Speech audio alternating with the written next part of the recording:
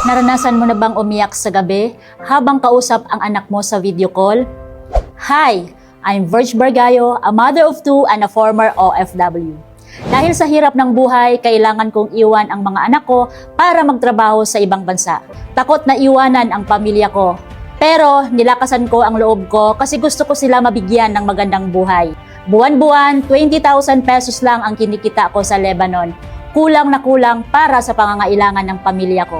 At sa tuwing Pasko at birthday nila, video ko lang ang tanging paraan para mahita sila. Ang sakit sa pakiramdam na lumalaki sila habang malayo ako. Doon ko na-realize na hindi habang buhay malakas ang katawan ko. Hindi habang buhay magtatrabaho ako sa hirap ng ibang bansa.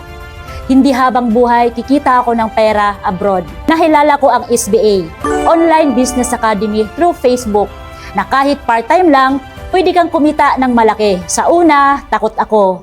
May duda ako, pero sabi ko sa sarili ko, wala namang mawawala kung susubukan. Kasi ilang years na akong nagtatrabaho, halos wala din namang pagbabago sa buhay ko. Kaya sinubukan kong mag-enroll sa SBA. Sobrang thankful ako sa SBA at sa mga co-founder ng nag-guide sa akin. Dahil dito, kumita ako ng 200,000 kahit part-time lang sa abroad. At dito, nakapag-ipon. Nakapag-for good na ako.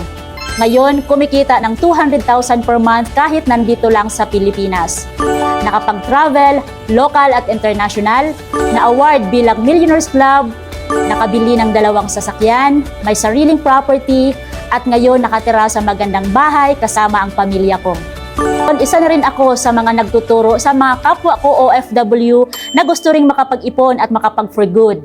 Sa mga kapwa ko OFW, alam kong mahirap, pero kaya nyo rin. Pwede kayong magtagumpay. Tanggalin ang takot at duda, simulan nyo lang, huwag mawalan ng pag-asa. Kaya mo rin baguhin ang buhay mo at buhay ng pamilya mo.